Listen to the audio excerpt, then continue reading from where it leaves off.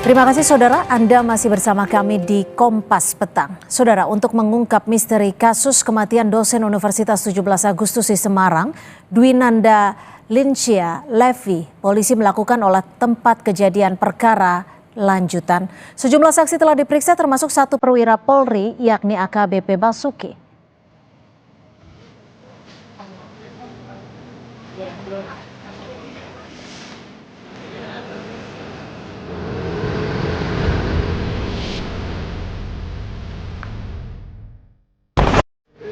Tabir kasus kematian Dwinanda Lincia Levi yang merupakan dosen Universitas 17 Agustus atau UNTAG Semarang masih menjadi misteri.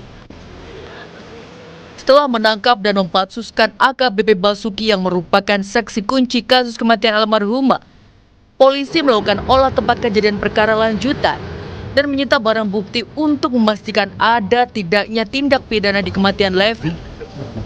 Tindakan olah TKP lanjutan, kami menggunakan lapor dari Polda Jawa Tengah dalam rangka untuk mengungkap fakta-fakta secara forensik. Semua bukti-bukti yang ada di dalam yang terkait dengan adanya kejadian meninggal orang itu semua sudah diambil. Buktikan terlebih dahulu apakah memang ada perbuatan pidana tidak ini. Kami belum bisa memastikan apakah memang ada. Kalau memang nanti kami sudah memastikan berarti akan ada tindakan dalam rangka untuk naik ke penyidikan. Sebelumnya keluarga almarhumah Levi melalui kuasa hukumnya mengungkap kejanggalan terkait tindakan yang dilakukan AKBP Basuki setelah melaporkan kematian Levi. Keluarga juga minta polisi mengusut tuntas kasus kematian Levi. Keluarga curiga sebetulnya meninggalnya karena apa? Ternyata di situ ada perwira menengah Polda Jawa Tengah AKBP B yang waktu itu nampak gelisah, grogi maupun nampak kebingungan ketika membuat laporan ke Polrestabes. AKBP B berusaha mau minta barang bukti, baik laptop maupun HP.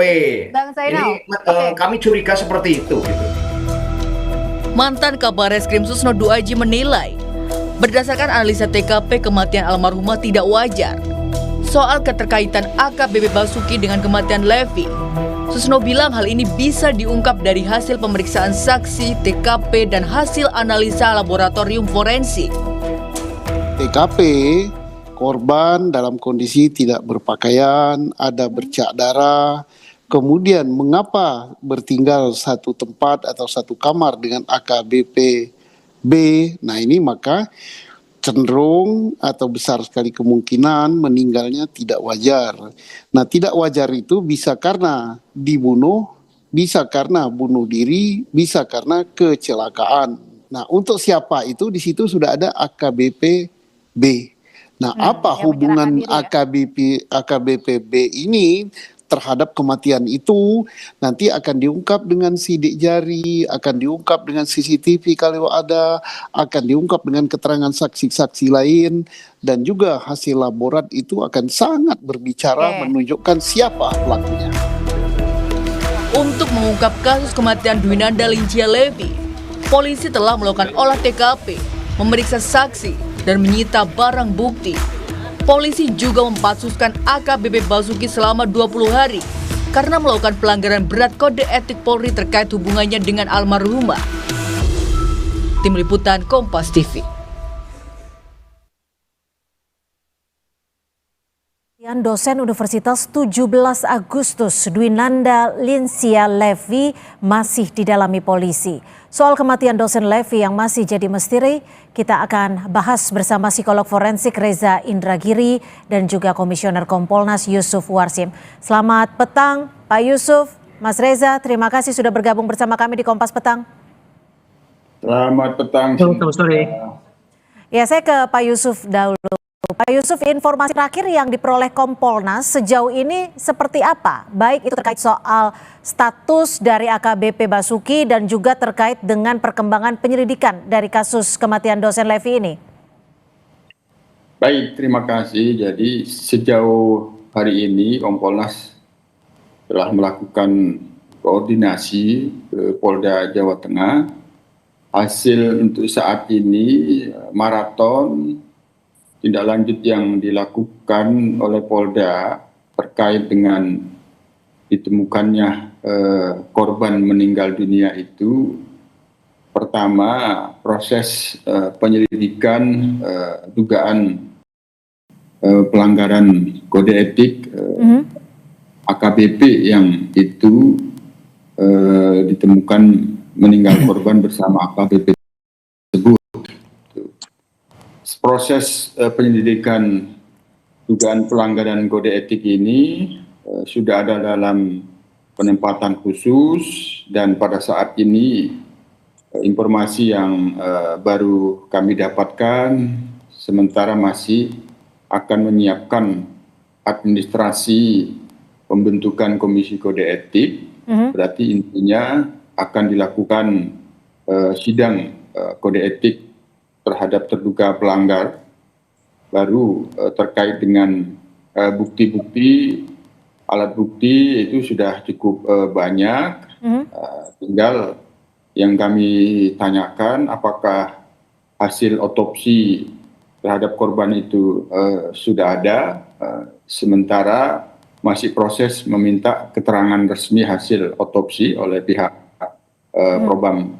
Tapi Pak Yusuf, apakah sudah diketahui jeda waktu antara kematian dosen Levi dan juga waktu di mana AKBP Basuki ini memberikan laporan? Jeda waktunya berapa lama? Sampai sejauh ini untuk itu masih dalam pendalaman penyidik untuk kaitannya dengan ada peristiwa pidana atau tidak. Yang sementara yang pertama saya sampaikan ini proses yang sudah maraton penyelidikan dugaan pelanggaran kode etiknya terhadap terduga pelanggar terkait dengan korban yang meninggal dunia itu kan masih dalam proses pendalaman penyelidik Polda DIY, termasuk penyebab kematian yang pasti.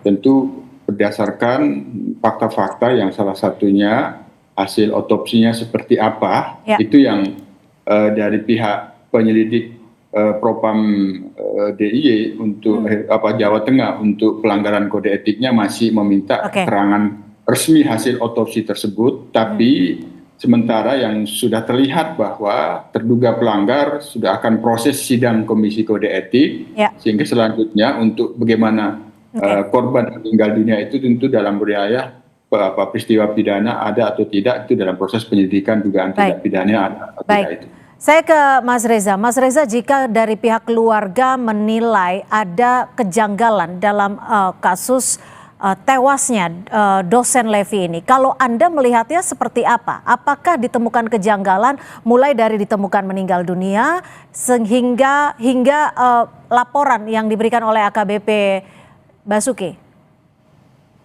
Di dalam psikologi forensik sebetulnya ada 5 parameter untuk menentukan apakah sesuatu itu normal atau tidak, atau dalam bahasa awam janggal atau tidak. Nah, ketimbang kemudian semata-mata mengandalkan pada intuisi awam, termasuk dengan segala hormat dari pihak keluarga sekalipun, memang harus dilakukan pengujian secara saintifik. Itu sebabnya saya berkeyakinan bahwa saya sepakat dengan dikatakan oleh Pak Yusuf tadi, pintu masuk masalah ini adalah lewat otopsi. Kalau otopsi menyimpulkan terindikasi bahwa almarhumah meninggal akibat perbuatan orang lain, berarti homicide, itu adalah pidana. Karena itu adalah pidana, maka sudah barang tentu perlu dilakukan investigasi mendalam untuk mengetahui siapa orang yang mengakibatkan almarhumah kehilangan nyawa. Tetapi seandainya hasil uji saintifik, dalam hal ini yang saya maksud adalah hasil otopsi, menunjukkan bahwa almarhum meninggal kemungkinannya, pertama, kemungkinan akibat situasi alami atau natural. Yang kedua, meninggal akibat perbuatan disini atau suicide. Atau yang ketiga, kemungkinan meninggalnya almarhumah akibat kecelakaan. Kalau satu dari ketiga itu kemungkinannya, maka praktis tidak ada pidana, praktis tidak ada kasus. Nah, pada titik itu menurut saya otoritas kepolisian harus ekstra hati-hati.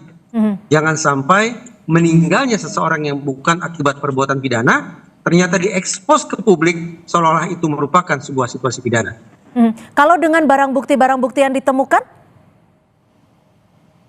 Bagaimana? Saya tidak tahu barang bukti apa yang sudah ditemukan di TKP. lokasi peristiwa.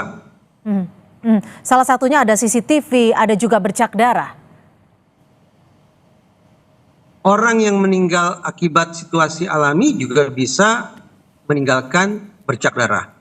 Orang yang meninggal akibat kecelakaan juga bisa jadi ada bercak darah. Demikian pula orang yang meninggal akibat perbuatan dirinya sendiri juga bisa meninggalkan bercak darah. Dengan kata lain, keberadaan bercak darah saja belum cukup kuat bagi kita untuk menyimpulkan apakah sekali lagi almarhumah meninggal akibat perbuatan orang lain atau pidana, ataukah almarhumah meninggal bukan akibat peristiwa pidana.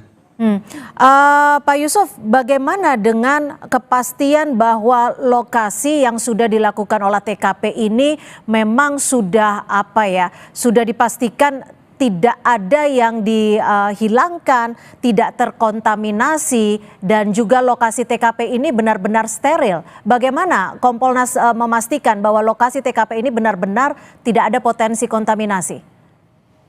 Ya, olah TKP sendiri ini sudah kita lihat sudah ada karena merupakan salah satu bukti di dalam proses dugaan pelanggaran kode etiknya. Ada dokumen olah TKP.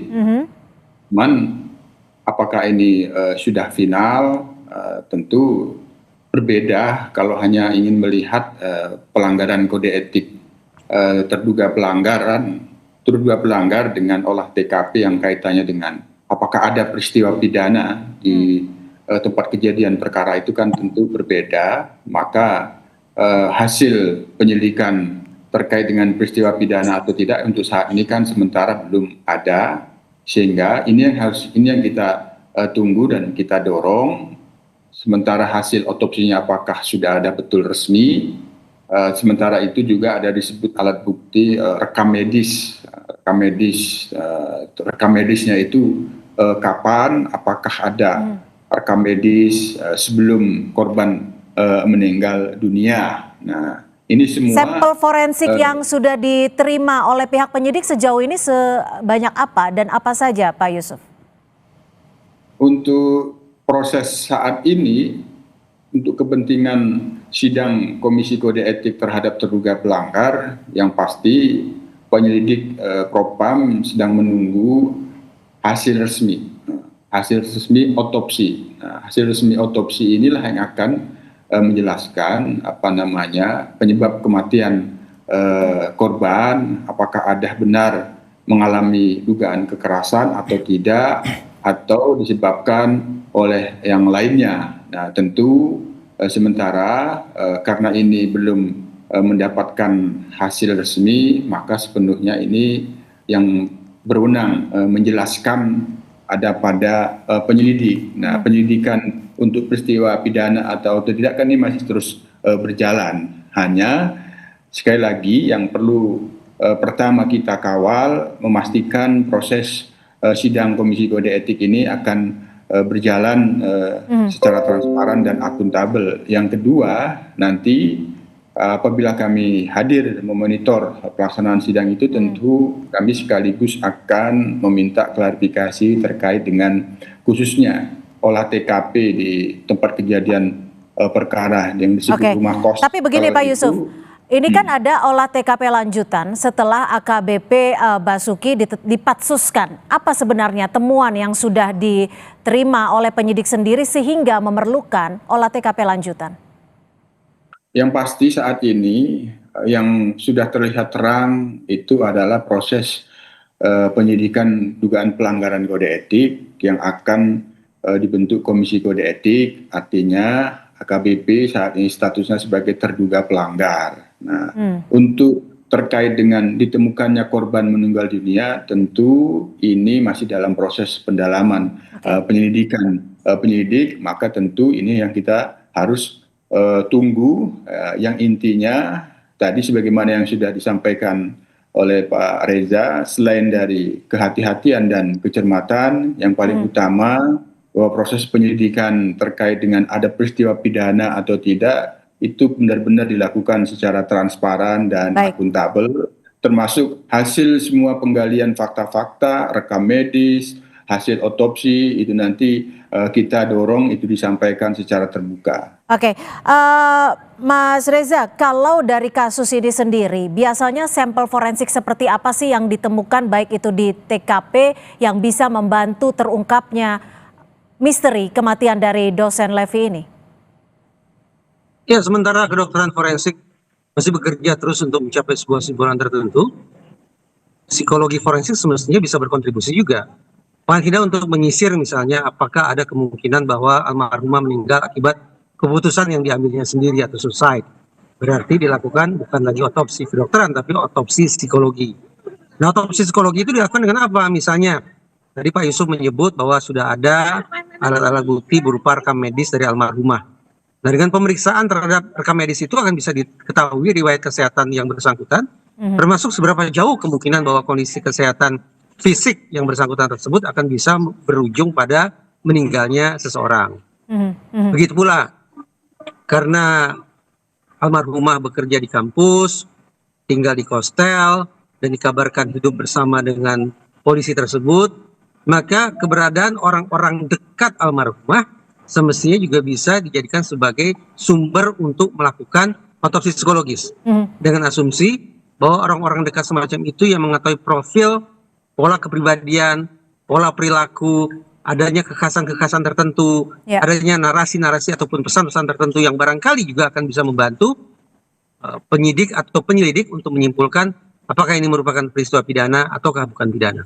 Baik, kita masih akan nantikan temuan ataupun hasil dari penyidikan terkait kasus kematian dosen Levi. Terima kasih Mas Reza Indragiri, psikolog forensik, dan juga Pak Yusuf Warsim dari Kompolnas. Terima kasih sudah berbagi perspektif di Kompas Petang. Terima kasih Bang Reza.